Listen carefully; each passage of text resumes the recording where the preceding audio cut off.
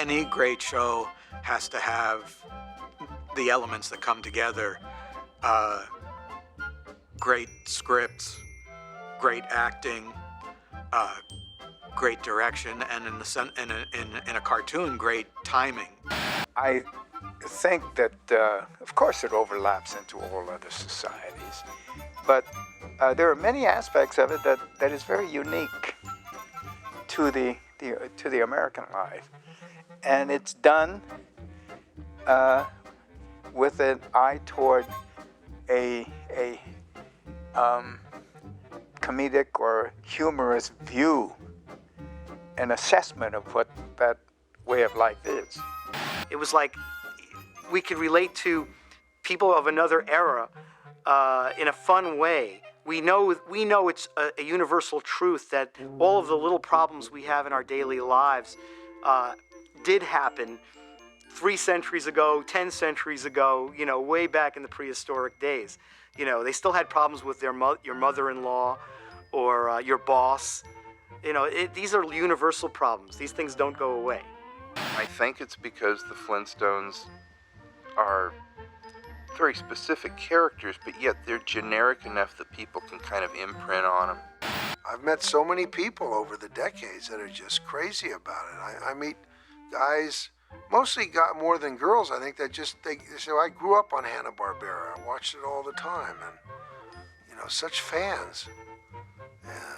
And it's great. I really appreciate it to have been part of all this that brought this to these people. Flintstones are the crowning jewel in the Hanna-Barbera legacy. Animation was never really regarded as a kid's thing. When it started in the 1910s and the 1920s, and into the 30s, 40s, and 50s, they were shown in movie theaters. When television came in, animation, old animation from the 30s or whatever, were shown on television for kids. They were slotted in Saturday morning slots. They were slotted in the afternoons for kids and kiddie shows, that kind of thing. This was in the early days, the 50s, of television, where there was no original animation done for television. Bill Hanna and Joe Barbera, who had been doing 7-minute cartoons for probably 30 years or more by that point, and suddenly they want to go into this new area. Hanna-Barbera left MGM.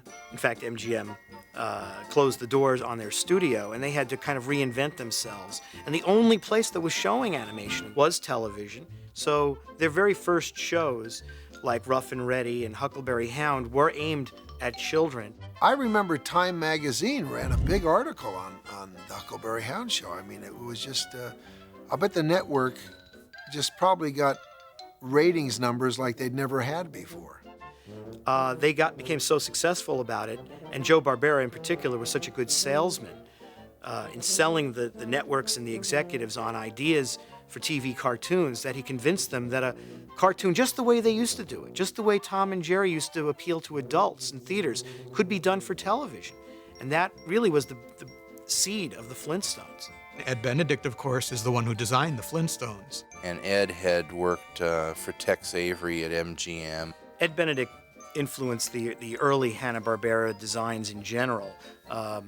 Yogi Bear and Quick Draw McGraw and the Flintstones. He had a kind of an abstract way of drawing, and it was perfect for this simplistic design style for TV animation. But he had a real strong, flat UPA-like design style, which I think they felt would not only be simple to animate, but it was very bold. It had very, very strong outlines. It would read on TV sets no matter how bad the reception was. And he's a brilliant designer. Well, Hanna-Barbera had a little factory system going. They were producing limited animation for television on a weekly basis, on a very low budget. Now they were going to do a half-hour show they were proposing. The budget would have to be higher. It was for prime time. The show itself was a full 24 minutes of new animation for, a week for this one particular show. When they did Huckleberry Hound, that was a 6-minute cartoon. Yogi Bear, 6-minute cartoons. They hadn't done a half hour. No one had done a half hour sitcom, animated sitcom before. This was totally a new thing. The first title on the show was the Flagstones, And then it became the Gladstones, and then it became the Flintstones. and there are model sheets where it says the Gladstones, and you can see it crossed out, and the Flintstones is written in. So it went through several names before it became Flintstones. And in fact, they even animated, I think it's about a 3-minute pilot called the Flagstones. The pilot was an attempt to nail all the characters, give you some sense of the world they lived in. Wilma, when are we going shopping? As soon as I serve His Majesty's lunch. He's dining at the pool today. Where's Barney? Oh, he's trying on his gear. Hiya, Fred. And what are you made up for? I'm gonna practice spear fishing. Oh, you can't lose. You'll either spare them or they'll die laughing. It was a gag involved in the swimming pool, which wound up becoming the pilot episode. In the Flagstones pilot, the only voice that's the same is Gene Vanderpyle doing Wilma. You have June Foray, who was the voice of Rocky the Squirrel, doing Betty, and Doss Butler, who is a very famous Hanna-Barbera voice, who is Huckleberry Hound, Yogi Bear, Quick Draw McGraw, Snagglepuss, and a host of others, does both Fred and Barney in the pilot. They pretty much nailed the style from the beginning. I mean, Fred has that more ruffled hair with more points on it. If you look at some of the early episodes of the show, there are scenes from that do turn up in those shows, because you can tell, because Fred has that real mop of hair instead of the one with 5 points. He has 2 points in front and 3 in the back. And Fred has 2 hairs, and Barney only has 1 that comes as the crown of his head. The format of the show is very much like a sitcom of the era. A husband and wife, what the husband's life is like at home, what the husband's life is like at the office. Not unlike other sitcoms of the time. Fred, you were closing your eyes. Yeah, that's right. I was closing my eyes. Right. Have they passed a law against it? Well, you can't.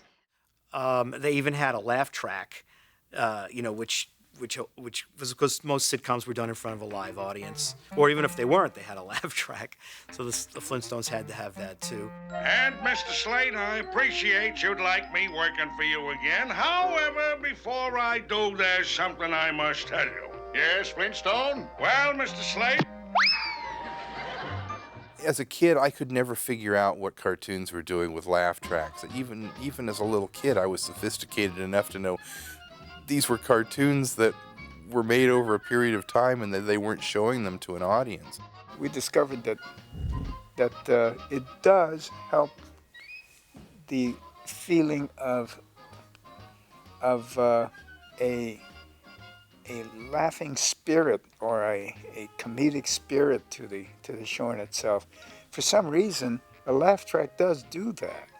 They had all the conventions of a sitcom. Of course, it was the central couple and the next-door neighbors, the wacky next-door neighbors, and of course the boss and the pet. They had all the trappings of a typical suburban home. Like the typical sitcom of the era, they had an opening theme song, and they were sponsored.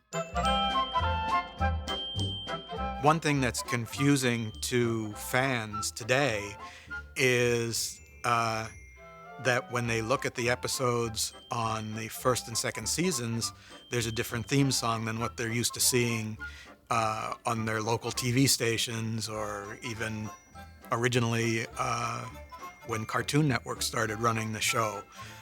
But what happened was there was a theme song on the first 2 seasons called Rise and Shine, which was an instrumental.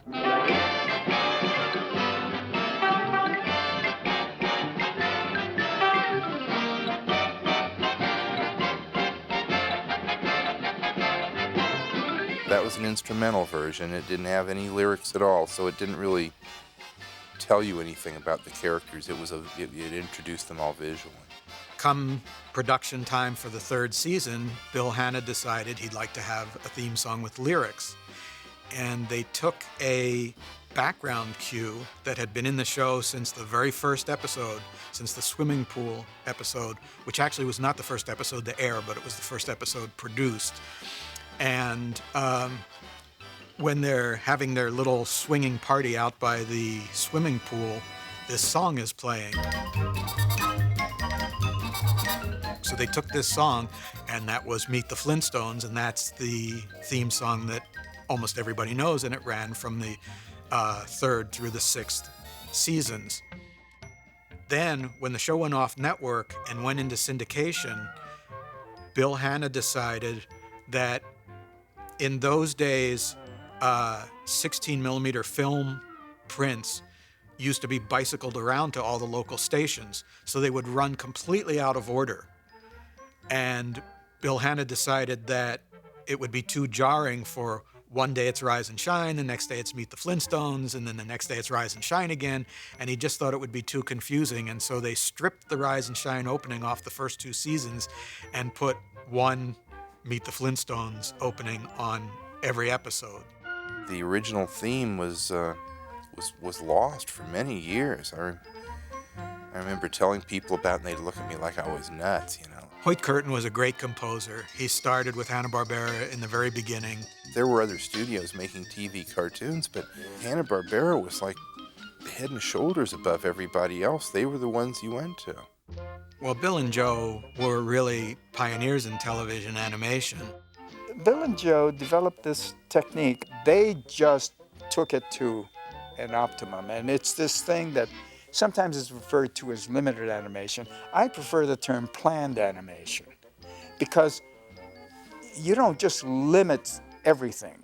Just the term limited immediately makes you think you're missing out on something, that there's parameters that are preventing you from doing other things. The character designs are kind of more two-dimensional, a little flatter than what they were doing in theatrical, but they worked for television.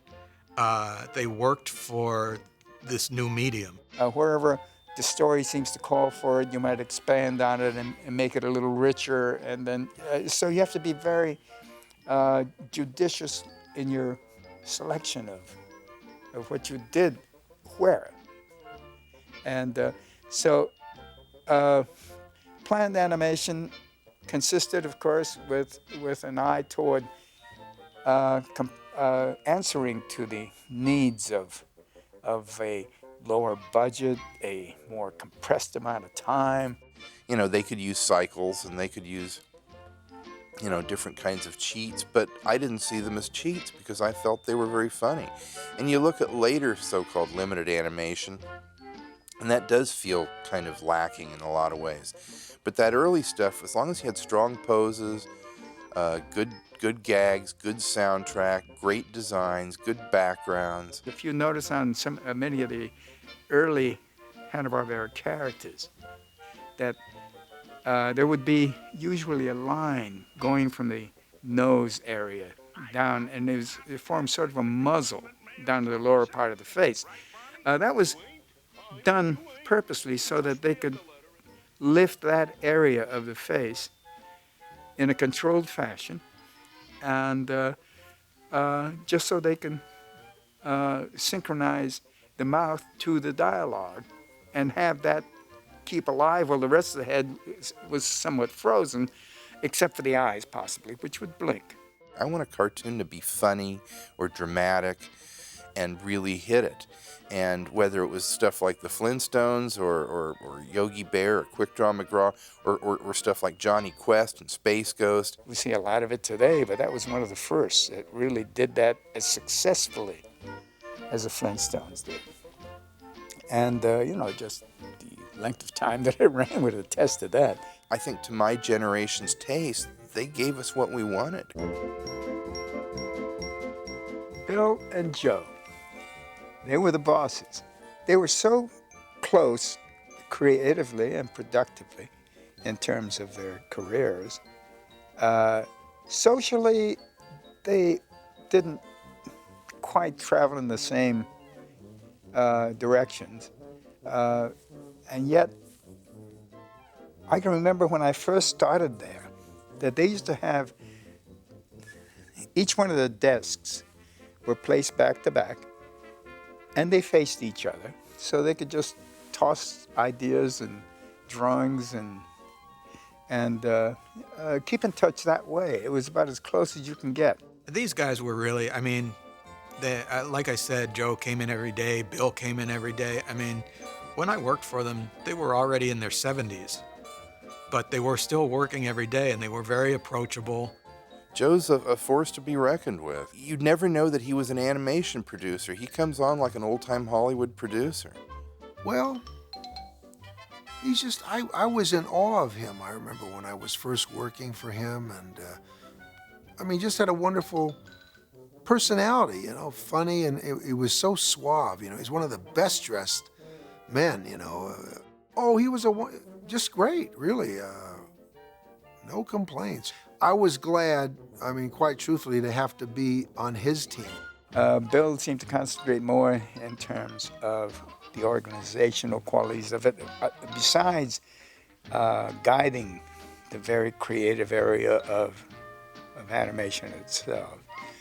And he would take care of that. He would be responsible to a great degree of post-production. Bill Hanna used to establish a schedule, like when we were laying out a short, like say the Wally Gator shorts, I remember, were some of the earliest ones I worked on, or Huckleberry Hound. He would like us to lay them out in 5 days. That was kind of a tight schedule. Bill Hanna was kind of the quiet one. And in the early days of Hanna-Barbera as a company, Bill was the guy who timed the shows. His sense of timing is impeccable in being able to time gags and make them work. He'd leave a note like that if he had a question about something or wanted to make a change or tell somebody to add something or whatever. But it was really fun, especially in those early years, to take our layouts into him and he'd go over them, you know, and he'd approve the stuff. And like I say, I learned so much from him. I had an amazing experience with Bill Hanna once where he walked in and we had a Flintstone special we were doing pinned up on the walls of this room. We wanted him to take a look at the storyboards before we started doing layout. And he walked through and he hadn't even read the board before. And he's just in looking at it and he's going, okay, well, cut this scene here. Don't have the character just walk off screen. Don't see him get in his car. You just hear the car door slam, then you cut to him and he's in his car. And he would just go through this stuff like you or I were breathing. And he cut out all the unnecessary animation. He added gags. He streamlined the thing in just an amazing, intuitive way. And both of them contributed so heavily to what you saw coming out of the tail end of the material that came out, you know, out of that studio. You know, the very first cartoon character ever, in 1914, Winsor McKay's Gertie the Dinosaur. This was the first character animation ever. And I really feel it's wonderfully symbolic that the very first animation was of a dinosaur. And today we still celebrate the Flintstones, which feature dinosaurs and it's set in the Stone Age. There's something about animation and the Stone Age that fit together really well. You've known people like this, and they aren't just concoctions, or you know, and I do believe that really comprises the essence of what makes shows like the Flintstones so long-lasting and so very, very popular. I think we knew it was popular in the second season, but I don't think we knew just how popular. I think maybe by the fourth or fifth year, and of course, we had no idea that it would be running like even today in syndication. But if the Flintstones themselves weren't appealing, I don't think it would have the same kind of legendary status with people. I think the Flintstones will be around as long as there's television. It's timeless. It's the perennial man versus woman family comedy. And then it's funny on top of everything else.